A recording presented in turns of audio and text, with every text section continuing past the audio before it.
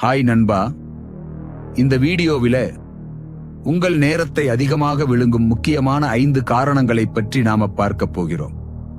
இந்த 5 விஷயங்களையும் நீங்கள் உங்கள் வாழ்க்கையில் குறைத்து விட்டீர்கள் என்றால் வாரந்தோறும் நேரம் சேமிக்க முடியும். அந்த சேமித்த நேரத்தை நீங்கள் உங்கள் இலக்குகள், ஆசைகள் மற்றும் வாழ்க்கையில் உண்மையாக முக்கியமான விஷயங்களுக்கு செலவிடலாம். நேரத்தை விழுங்கும் காரணிகளில் முதலாவது சமூக ஊடகங்கள். நாம் சந்திக்கிறோம் ஒரு பரவலான பிரச்சனை. நோக்கமில்லாமல் யூடியூப், இன்ஸ்டாகிராம், டிக்டாக் மாதிரியான சமூக ஊடகங்களில் ஸ்க்ரோல் செய்து நேரத்தை வீணாக்குவது. உண்மையில் இந்த தளங்களை நோக்கத்துடன் ஒரு குறிப்பிட்ட விஷயத்தை தேடி பயன்படுத்தினால் அது பிரச்சனையாக இருக்காது. ஆனால் பெரும்பாலான நேரங்களில் இந்த தளங்கள் எல்லாமே நம்முடைய கவனத்தை பிடிக்கப்படுத்தும் விதத்தில் உருவாக்கப்பட்டவை. அல்கோரித்மிக் ஃபீட் என்பதாலே நீங்கள் ஒருபோதும் முழுமையாக அப்டேட் ஆக முடியாது. காரணம், தொடர்ந்து புதிய உள்ளடக்கம் உங்கள் முன் வரத்தான் போகிறது.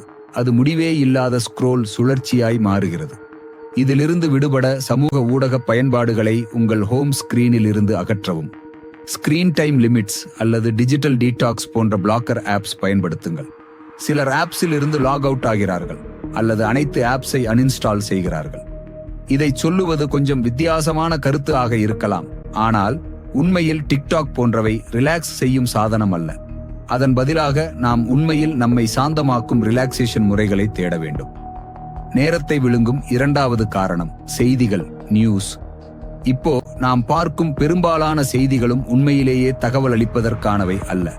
அவை அதிகமாக கிளிக்ஸ், வியூஸ் மற்றும் உங்கள் கவனத்தை பெறவே உருவாக்கப்பட்டிருக்கின்றன. முக்கியமான விஷயங்களை அறிந்து கொள்ள வேண்டுமென்றால் அது சம்பந்தப்பட்ட நேரத்தில் நீங்கள் தேடிக்கொண்டு பார்ப்பது போதும். ஆனால் நாள்தோறும் பழக்கமாக நியூஸ் வெப்சைட்ஸை திறந்து பார்ப்பது ஒரு நேர வீணாக்கும் பழக்கமாகவே மாறும். நேரத்தை விழுங்கும் மூன்றாவது காரணம் டிவி. நாம் பாராமல் ஓடிக்கொண்டிருக்கும் TV shows, serials, reality shows. Just 10 minutes என்று போனதும் 1 மணி நேரம் பறந்திருக்க சான்சஸ் அதிகம். பொதுவாக டிவி ஒரு பாசிவ் ஹேபிட்.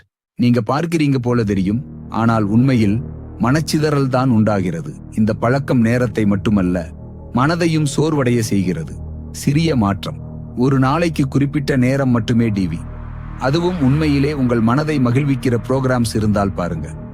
நேரத்தை விழுங்கும் நான்காவது காரணம் வீட்டுப் பணிகள், சமையல், சுத்தம், துணி துவைத்தல் போன்றவை.